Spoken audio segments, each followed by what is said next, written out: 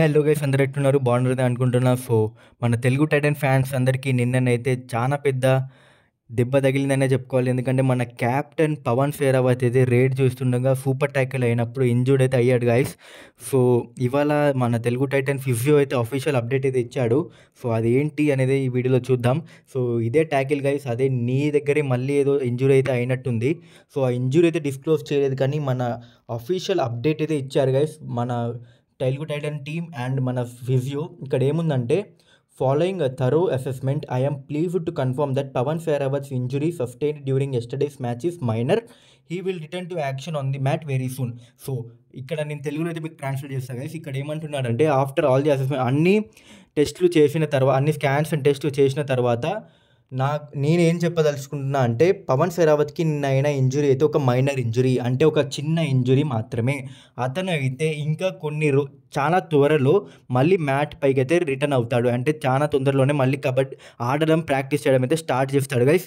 So, నాకు తెలిసి అయితే నెక్స్ట్ జరగబోయే హర్యానా స్టిల్లర్స్ మ్యాచ్తోనైతే పవన్ షెరావత్ అయితే అవైలబుల్ ఉండదు. ఇదే మనకి చాలా పెద్ద మిస్సింగ్ అనే చెప్పుకోవాలి. ఎందుకంటే హర్యానా అయితే రెడ్ హాట్ ఫామ్లో ఉంది.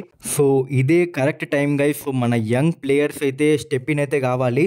సో, మన కోచ్ మీద మనమైతే హోప్స్ పెట్టుకున్నాం గైస్. మన కోచ్ ఎలాగైతే దబాంగ్ ఢిల్లీకి నవీన్ కుమార్ గోయత్ అందించాడో, మన తెలుగు టైటన్స్ కూడా అలాగే ఒక మంచి యంగ్ సెన్సేషన్ అందిస్తాడని మనమైతే నమ్ముదాం గైస్. ఆశీష్ నర్వాల్ ఉన్నాడు, కాకపోతే అతను లాస్ట్ మ్యాచెస్గా ఆన్ అండ్ ఆఫ్ అవుతున్నాడు. ఆశీష్ నర్వాల్ కాకుండా నాకు తెలిసి మన టీంలో ఒక హిడెన్ జెమ్ ఉన్నాడు. అతన్ని మనం అతను ఎవరు అనుకుంటున్నారో మీరైతే కమెంట్ సెక్షన్లో చెప్పండి గైస్.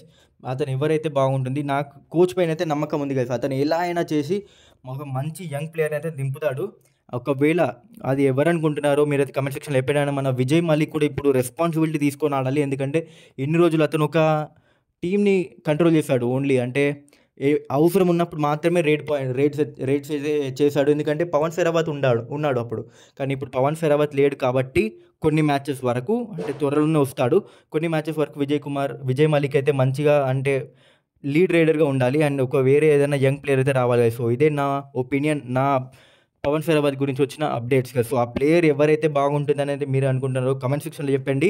అండ్ నెక్స్ట్లోకి వెళ్దాం. అంతవరకు బాబాయ్. హోప్ మనమైతే మళ్ళీ విన్నింగ్ ట్రాక్లోకి అయితే వెళ్తాం. సో, నెక్స్ట్లోకి వెళ్దాం. అంతవరకు బాబాయ్.